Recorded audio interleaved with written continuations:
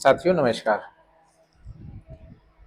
हम दर्शन के अगले पड़ाव पर सुकरात के संदर्भ में हम जो अध्ययन कर रहे हैं या जो कहानी का सिलसिला चल रहा है, इसे हम आगे बढ़ाते हुए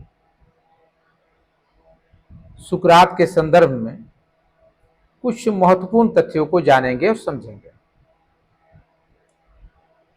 अभी तक हम लोगों ने पिछले वीडियो में देखा कि सुकरात का जन्म कहाँ हुआ, कैसे हुआ, उन्होंने क्या अपने जीवन में किया, इसके अलावा उन्होंने कौन कौन सी लड़ाई लड़ी, क्या आरोप लगाए गए, इस सब को हम लोगों ने संक्षेप में देखा।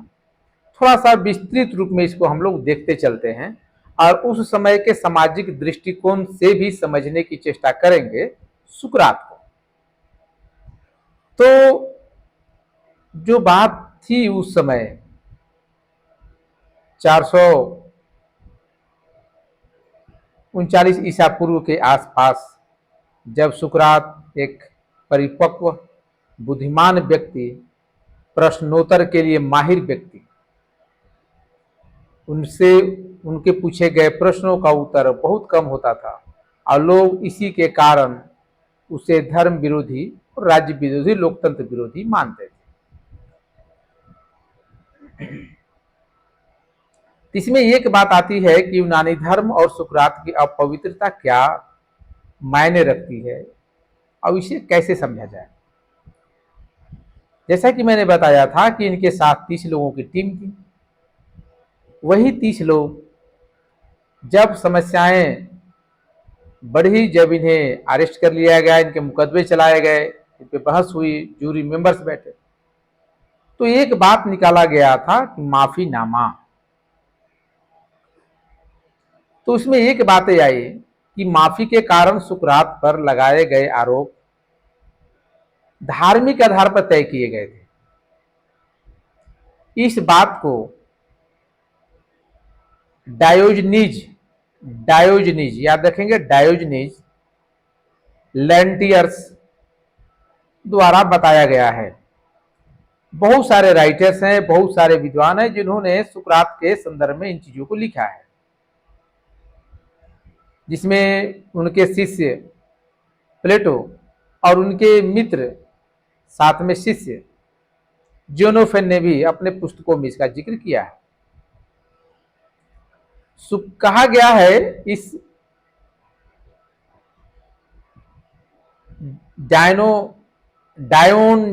डायोजनीज लेंटियर्स द्वारा उन्होंने कहा है कि सुकरात ने उन देवताओं को न पहचान कर आपराधिक गलती किया है जिन्हें शहर पहचानता है, और इसके अलावा नई दिव्यताओं को पेश करके और वह युवाओं को भ्रष्ट करके आपराधिक तौर पर गलत काम किया है।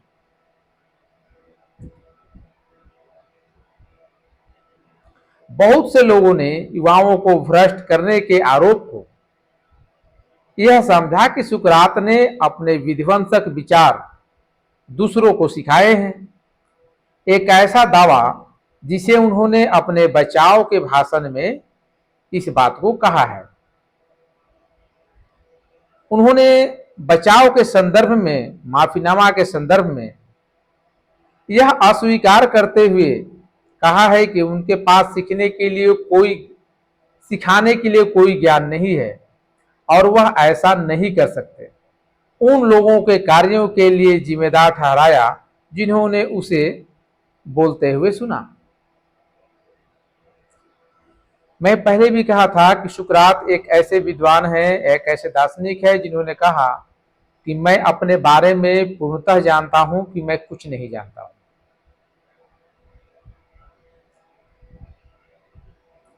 जब एथेनियन अदालत में प्रस्तुत किए गए बयान पर मुख्य लिखित आरोपों को अपवित्रता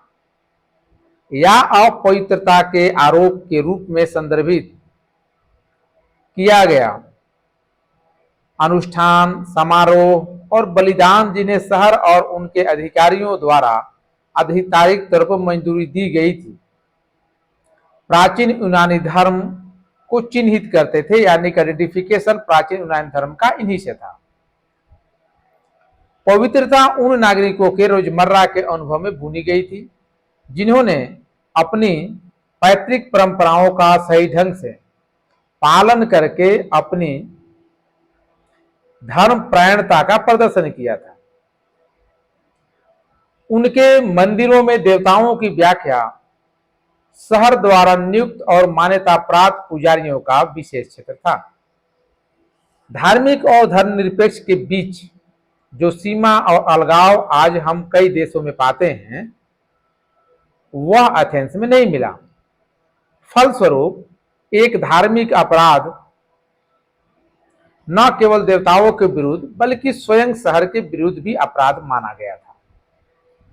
सुकरात और उनके समकालीन एक बहुदेववादी समाज में रहते थे। एक ऐसा समाज, बहुदेववादी मतलब जिससे बहुत सारे देवताओं को मान्यता थी। एक ऐसा समाज जिसमें देवताओं ने दुनिया की रचना नहीं की बल्कि वे स्वयं रचित थे। उस देवताओं को लोगों ने बनाए थे, न कि लोगों ने देवताओं को बनाए थे, ऐसा मानना था।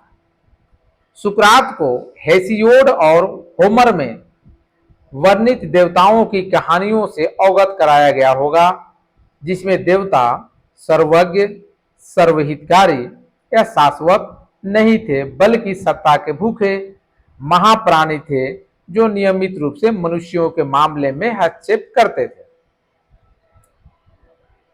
कोई उदाहरण के लिए सोचता है कि एफोडाइट ने पेरिस को मेनेलॉस के हाथों में मौत से बचाया था, या जीउस ने युद्ध में सर्पेडॉन की मृत्यु के बाद उसकी लाश को बचाने के लिए अपोलो को भेजा था।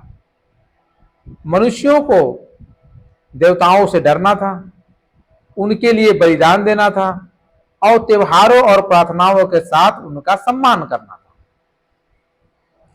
इसके बजाय सुकरात को ईश्वर की अवधारणा हमेशा परोपकारी, सत्यवादी, आधिकारिक और बुद्धिमान लगती थी। सुकरात का मानना था कि यदि ईश्वर है तो परोपकारी होगा, झूठ नहीं बोलता होगा, सत्यवादी होगा, आधिकारिक होगा, वो लोगों को अपने अधीन रखता होगा और वह बुद्धिमान भी होगा। उनके लिए देवत्व सदैव तर्क संगत के मानकों के अनुसार कार्य करना था। सुकरात का कहना था कि अगर ईश्वर है, गॉड है, देव है, तो वह तर्क संगत जरूर होगा।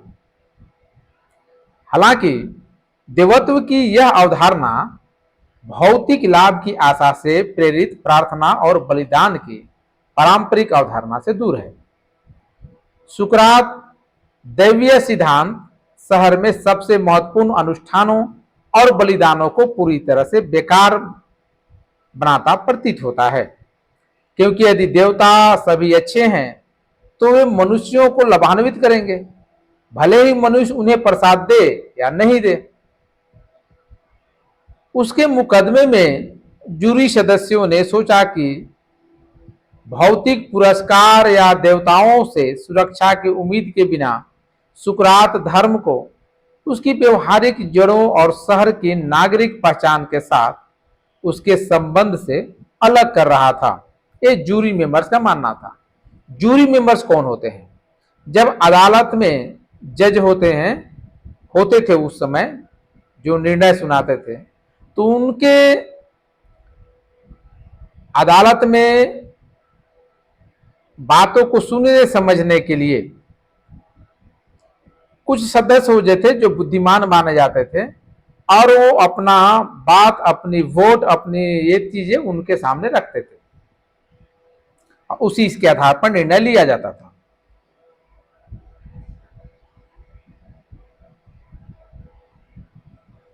तो जूरी मेंबर जो थे वह इस चीज को भली भांति समझते थे, जबकि सुकरात देवताओं और हेसियोड और होमर में पाए जाने वाले मिथकों का अंध स्वीकृति के आलोचक थे। उनका कहना था कि यदि ईश्वर है तो तर्क संगत होगा, विवेकशील होगा।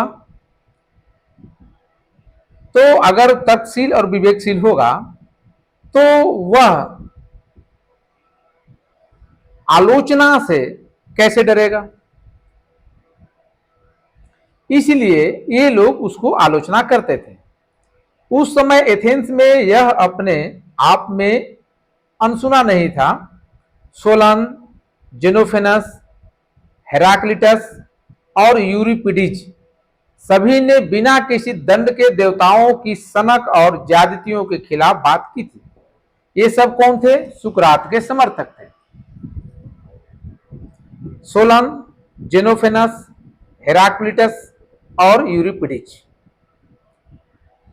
यह मामला बनाना संभव है कि सुकरात के जूरी सदस्यों ने उसे केवल देवताओं पर सवाल उठाने या जहां तक कि धर्म प्रायणता के सही अर्थ पर सवाल उठाने के लिए दोषी नहीं ठहराया होगा, ऐसा माना जाता है। वास्तव में उस समय एथेंस के धर्म प्रायणता को कोई कानूनी परिभाषा नहीं थी और जूरी सदस्य उसी स्थिति में थे जिसमें हम प्लेटो के यूथिफॉर्म में सुकरात को पाते हैं। प्लेटो की एक पुस्तक यूथिफ्रो जो लिखी गई थी, उसमें सुकरात के बारे में जो चर्चा की गई है, माना जाता है कि जूरी मेंबर्स वैसा ही उसे मानते थे। यानी इस बात की जांच की जरूरत है कि वास्तव में धर्म प्रायणता की प्रकृति क्या है। ऐसा प्रतीत होता है कि जूरी सदस्यों को चिंता न केवल शहर के देवताओं की पारंपरिक व्याख्या के लिए सुकरात की चुनौती थी, बल्कि शहर में किसी के लिए भी अपरिचित एक पूरी तरह से नए दिव्य प्राणी के प्रति उनकी निष्ठा भी थी। जूरी मेंबर इस बात को समझते थे कि सुकरात के तर्क ऐसे ही नहीं हैं। इस नए दिव्य अस्तित्व को सुकरात के डेमोन के रूप में जाना जाता है।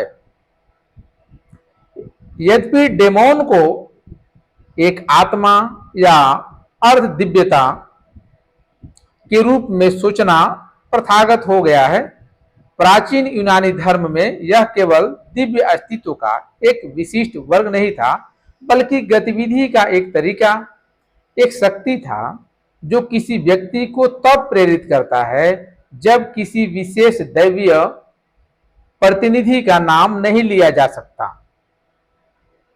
सुकरात ने दावा किया कि उन्होंने बचपन के दिनों में एक संकेत या आवाज सुनी थी जो उनके साथी और उन्हें कुछ निश्चित कार्य करने से मना किया था। ये कहना था कि एक दैवीय शक्ति थी जिसने आवाज दी थी कि एक निश्चित कार्य तुम्हें, ये कुछ काम है जो तुम्हें नहीं करने हैं। जेनोफेन कहते हैं कि संकेत ने सकारात्मक आदेश भी जारी किए। यह बात मेमोरेबिलिया और माफी नामक पुस्तक में लिखी गई। यह संकेत केवल सुकरात के लिए ही सुलभ था, निजी और उनके अपने मन के लिए आंतरिक था। क्या सुकरात को संकेत से किसी भी प्रकार का नैतिक ज्ञान प्राप्त हुआ? यह विद्वानों की बहस का विषय है, लेकिन सुकरात के इस आग्रह की विचित्रता संदेह से परे है कि उन्होंने एक ऐसे देवता के से निजी निर्देश लिए थे जो शहर द्वारा बिना लाइसेंस के था। बिना लाइसेंस का मतलब बात ये आती है कि जिसको शहर वाले नहीं देवता मानते थे, क्योंकि जो सिग्निफिकेंस, जो विशेषताएं शहर वाले, एथेंस वाले देखते थे, उनका भगवान वैसा नहीं था, इनका देवता सुकरात का देवता वैसा नहीं था। सभी जूरी सदस्यों को पता था कि देवता एथेनियन हितों के प्रति शत्रुतापूर्ण हो सकते हैं। इसलिए सुकरात का डेमन शहर के लिए अज्ञात नए देवताओं की पूजा करने के आरोप में उनके अभियोग में बेहद प्रतिभाशाली था। इसकी चर्चा प्लेटो के यूथिफ्रो, बी जेनोफेन के मेरोबिलिया में किया गया, जबकि प्लेटो की माफी में, यानी कि माफीनामा में, सुकरात अपने दिव्य संकेत को धर्म प्रायणता के पारंपरिक विचारों के साथ समेटने का कोई प्रयास नहीं करता है। जेनोफन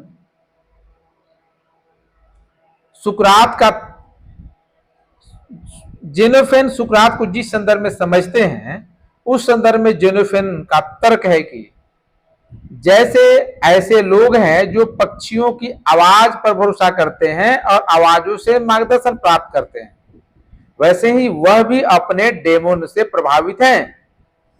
सुकरात के बारे में बताया जा रहा है, वो भी डेमन से प्रभावित हैं। हालांकि सुकरात की शहर में कोई आधिकारिक रूप से स्वीकृत धार्मिक भूमिका नहीं थी। इस प्रकार दैवीय संकेतों की व्याख्या करने के लिए शहर सदैव नियुक्त एक दृष्टा या तांत्रिक के साथ खुद को मिलाने की उनकी कोशिश ने वास्तव में उनकी मासूमियत को स्थापित करने में मदद करने के बजाय उसे कम कर दिया होगा। उनके इस आग्रह के कारण ही उनकी ईश्वर तक सीधी व्यक्तिगत पहुंच है। जूरी सदस्यों के सामने वे इसे दोषी साबित हुए और इन्हें मौत की सजा सुनाई गई। तो आप लोगों ने देखा कि सुकरात को मौत की सजा क्यों सुनाई गई। सुकरात का धर्म के साथ क्या था, सुकरात ने अपना निजी भगवान कैसे साबित किया, इसी के आधार पर उन्हें मौत की सजा सुनाई गई। तो चलिए अगले वीडियो में हम लोग फिर मिलते हैं और वहां पे हम लोग देखेंगे कि सुकराती समस्या और दार्शनिक सुकरात के संदर्भ में